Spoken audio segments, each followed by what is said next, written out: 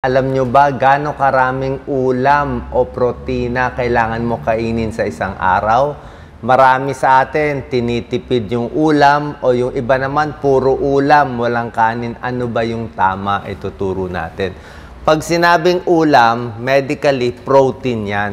Kasi may carbohydrates, kanin, may fats, taba, at may protein.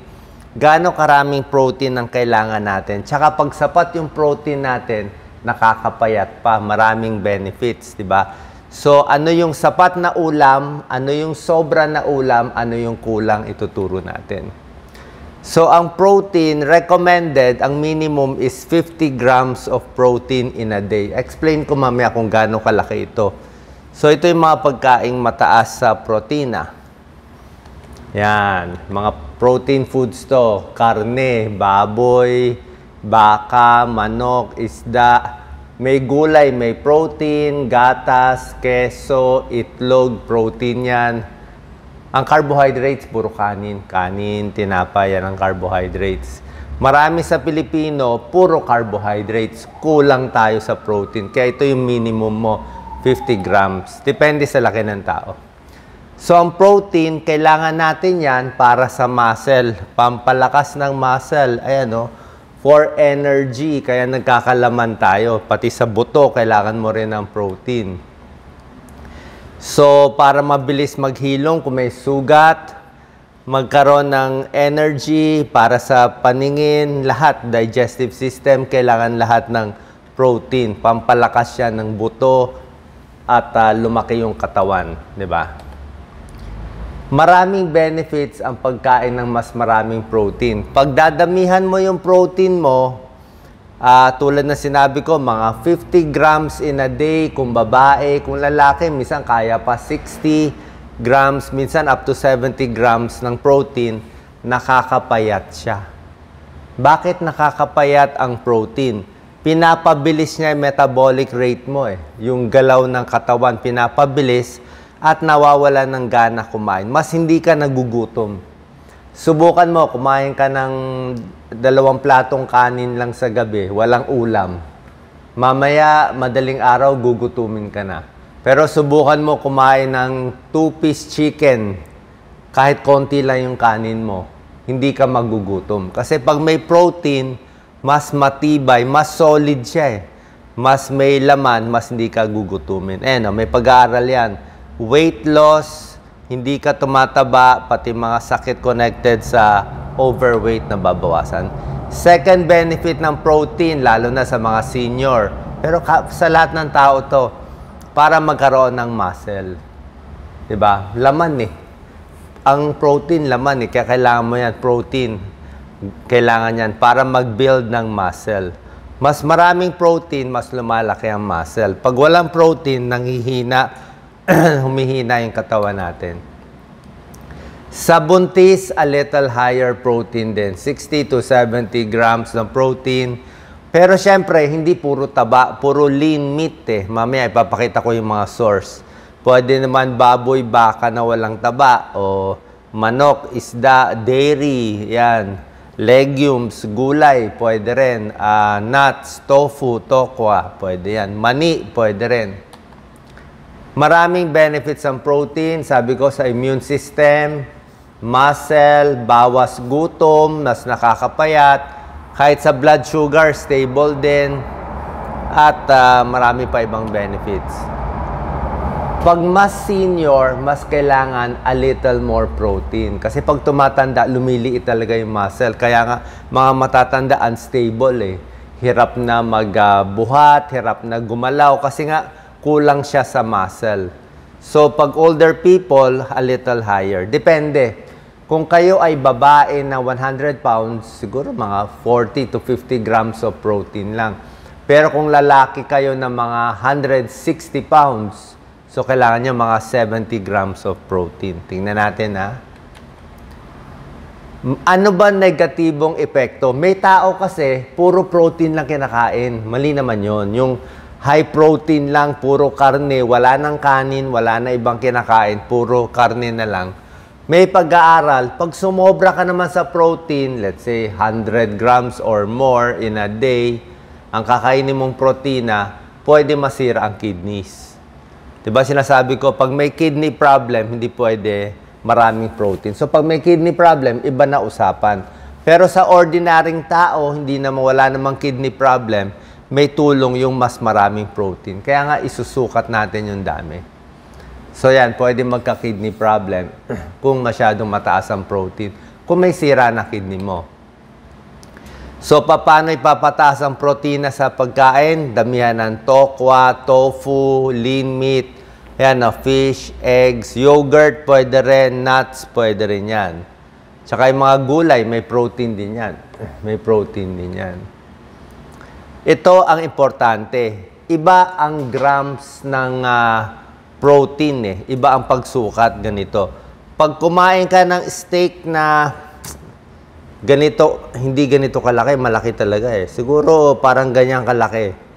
O, 250 grams ng steak, yan o. Pag kumain ka ng malaking steak na ganyang kalaki, 61 grams of protein na yan. Parang good for the day mo na yan. Kasi ang goal natin, mga 50 to 60 grams eh. Isang itlog, 6 grams. Isang itlog, 6. Hindi naman pwede itlog lang kakainin mo. So, pag itlog sa umaga, maganda yan. Kahit 1 egg, 1 to 2 eggs in a day, pwede. Kung may sakit sa puso, mataas cholesterol, kahit 1 egg in a day. Pero yung mga karne, meat, may protein yan. Depende sa laki. Ito yung size ha. Ito ang 30 grams of protein. So, pag goal natin 60 grams of protein, kailangan 2 nito sa isang araw, minimum kakainin nyo. Gano'ng kalaki? Tingnan nyo yung chicken breast to, 130 grams lang naman yan. Ulam na yan eh. Yan, mga 1 piece, 2 piece chicken yan siguro. Yan, a little, medyo maliit sa 2 piece chicken sa tanghali, sa gabi. Pero syempre, kung prito lagi, hindi maganda. Gawin mo na lang itong ibang luto. Pag steak, 150 grams, maliit lang yan. Yan, para lang siyang pork chop size. 2 niyan sa isang araw, pwede. Pag salmon, 150 grams din. Ayan. Yan namang option mo. Diba? Pag sa egg, masyado marami kung puro egg lang kakainin mo. 5 eggs, hindi man pwede. 1 egg ka lang. So, ganyan yung laki 2 times in a day. Okay? So, kailangan mas pag kulang kayo sa ulam, dadamihan ng ulam. May other sources, mga tokwa, ibang mga beans, munggo, may protein din, mani, may protein din yan. Yan ang average nga. Pag lalaki, mga 56 grams of protein. Tulad na sinabi ko, 2 portion, 2 ganyan. Kung dadami pa konti, okay din naman eh. Lalo na pag senior eh. Yan, Pag senior, medyo mas marami konti kasi nga kailangan mo ng muscle. Ang nanghihina sa senior, alam nyo, makita nyo talagang lumalawit yung ano nila dito, yung balat, paano wala ng muscle. Pati sa hita talaga nawawala. Mainly sa legs nawawala yung muscle. Kaya nga natutumba ang senior eh. Lumiliit ang protein. Lumiliit ang muscle, kulang sa protein. Ayan sa senior, 70 grams nga ang gusto nila eh. Sa malaking lalaki na 160 pounds, 70 to 90 grams. So, yung meat na pinakita ko, hindi lang 2, mga 3 nun. Diba? Kasi pag puro ka na lang kanin, puro na lang noodles, walang ulam, manghihina. Kulang ang ulam nyo. Okay? Yan ang kailangan natin sa protein. Yan, daily needs ng protein. Mas tumatanda, mas kailangan mas maraming protina. Maraming tao kulang sa protina, lalo na sa mga mahihirap na bansa. Anong tips natin para maparami mo yung protein mo? Okay? Sa murang paraan. Ito yung mga protein, Gulay, pwede rin yan. Ito yung mga sample na luto. Filipino foods. Ano ba to, Doc Lisa? Giniling, itlog, gulay, pechay. More protein, walang kanin, Diba? Walang kanin to, diba? So, mas okay yan. High protein, pero may carbohydrates na rin naman yan, Dinamihan mo lang ang protina, mas lalakas kayo dito. Hindi pwede 2 plato, only rice, tapos ang ulam na maliit. Kulang yun. Diba? Sa breakfast, lagyan mo ng mga nuts o seeds. Yan, mani. Pero dapat ang ilalagay mo, walang asin. Yan, protein yan.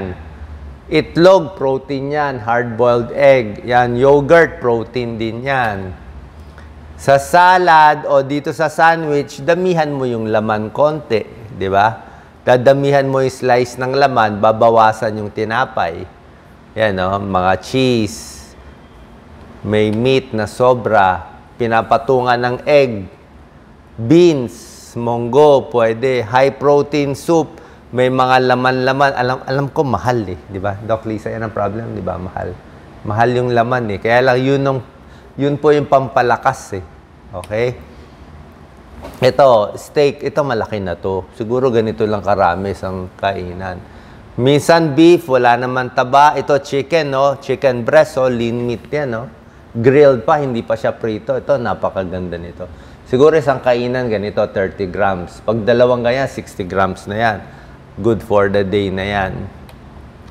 Isda, pwede rin. Ayan, no? O, kung gusto nyo, bangus.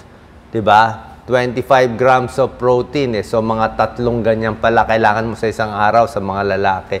Ito, high protein foods din. Para may idea kayo, dadamihan yung protein. May kanin ka pa rin naman eh. Pero yung proportion, a little more. Hindi pwede yung katiting. So, high protein foods, chicken, fish, milk, yogurt, eggs, oats, avocado, chickpeas. Ano chickpeas, Doc Lisa? Garbanzos. Ayan o, yan ang mga sample ng high protein foods. So, binabawasan mo yung kanin mo. Tulad nga ng turo natin, bawasan yung kanin, damihan yung gulay, at kailangan mo more protein kung gusto mo nga magpapayat, kung gusto mo lumakas yung muscle mo, di ba? Ito ang kailangan natin. Sana pa nakatulong to para at least ma-adjust nyo yung pagkain nyo para mas lumakas at maging healthy. Salamat po.